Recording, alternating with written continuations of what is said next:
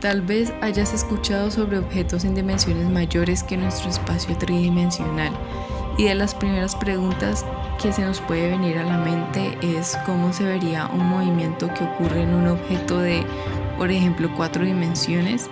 En el caso de una hiperesfera como la imaginamos, no lo podemos hacer, ya que nuestra percepción se limita a nuestro entorno 3D, pero podríamos describir su representación y obtener una idea intuitiva.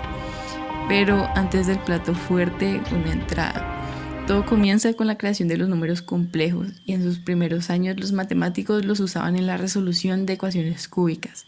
Hacían algunas operaciones con ellos y su estudio atraía nuevas mentes. Sin embargo, estos carecían de una teoría consistente que interpretase sus propiedades, por lo que surgieron dos teorías.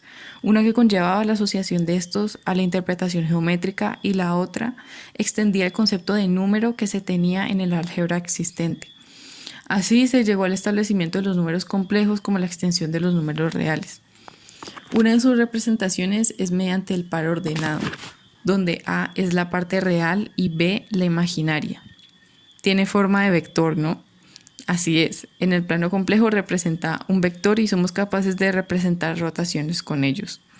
Justamente quien optó por esta notación de pareja ordenada fue William Hamilton, que probablemente ya lo conocen por sus contribuciones en áreas como la óptica, dinámica, álgebra, y muchos lo han de recordar por el conocido concepto de hamiltoniano. En la mente de este señor rondaba cuestiones como: si los números complejos son una extensión de los reales, ¿es posible generalizar aún más estos últimos?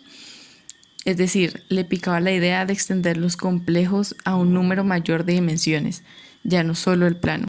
¿Y qué ganaría con esto? Pues sabemos que con los complejos podemos representar rotaciones en el plano bidimensional.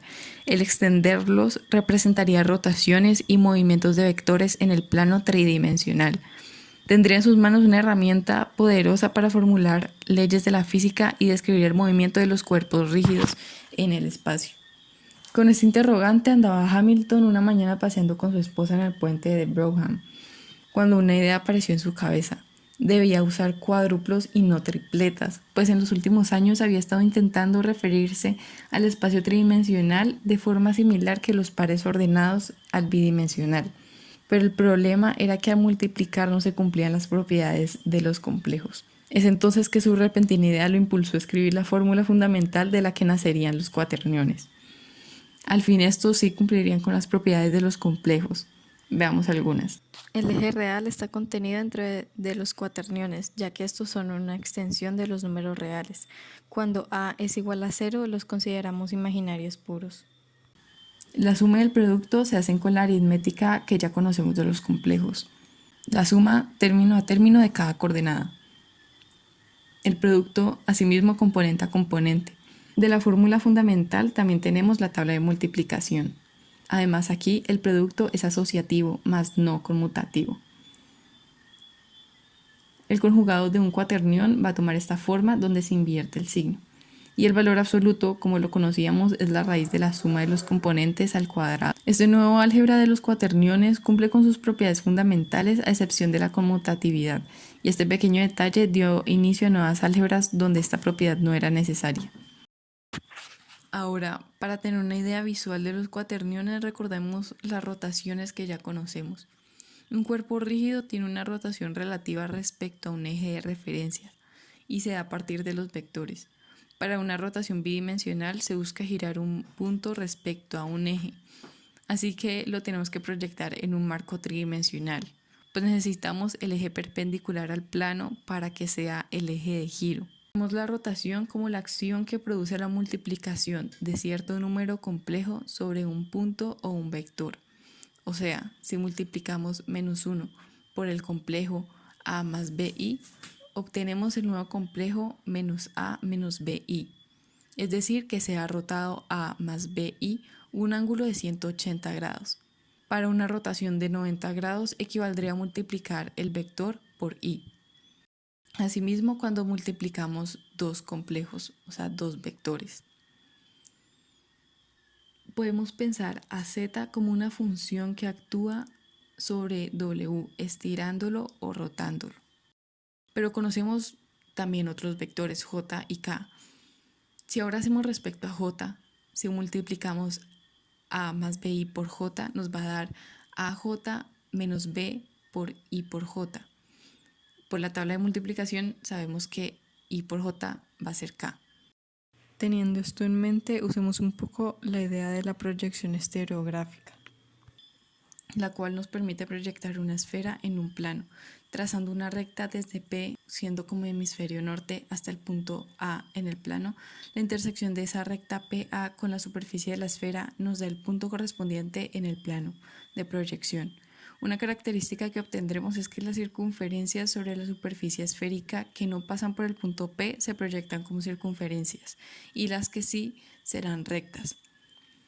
Análogamente, de una hiperesfera al espacio tridimensional, podemos fijar una esfera que va a representar la única parte inalterada de la que está en 4 dimensiones, es decir, todos los cuaterniones puramente imaginarios. Los demás estarán en alguna parte cerca al centro o hacia el infinito, y aún así no logramos ver todos los cuaterniones. Tenemos que el cuaternión Q, representado como A, B, C y D, va a ser un punto en el espacio R4, que igualmente podemos representar como A más B, siendo A la parte real y B como el vector, la parte imaginaria. Entonces B lo vamos a poder ver en el espacio tridimensional. Por eso la esfera fija que tendríamos es en la proyección de la hiperesfera representaría todos los cuaterniones cuya parte real, o sea A, es 0. Cada uno de los ejes I, J, K es perpendicular a la línea de números reales y entre ellos también. Y como teníamos cuando rotamos vectores en el plano complejo, pues multiplicar cuaterniones conlleva la misma idea. Q1 por Q2 es la acción de escalamiento o rotación que Q1 ejerce sobre Q2. Si aún es un poco difícil la intuición, te dejaré unos videos que explican más a fondo la comprensión visual de los cuaterniones. Ahora, al hacer la multiplicación, que también tiene esta forma, nos queda A más B, o sea, la parte real más el vector que podemos ver. El resultado va a ser la rotación o el estiramiento de la hiperesfera. Para escribir una rotación, en general lo hacemos multiplicando Q por B por Q conjugado, donde B representa el vector 3D que queremos rotar y Q corresponde al cuaternión unitario que representa el ángulo y eje de referencia.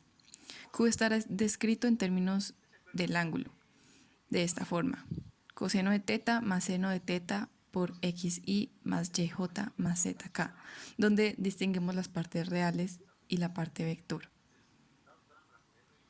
Veamos, por ejemplo, una simple rotación de 180 grados. Tal vez encuentren similitud con lo que hicimos rotando vectores en el plano al multiplicar números complejos. Si tomamos bj, q, i, nos queda i por j por menos i. Y esto nos da el vector menos j, o sea, el vector j rotado 180 grados. Esta notación de rotaciones es mucho más compacta que las matrices.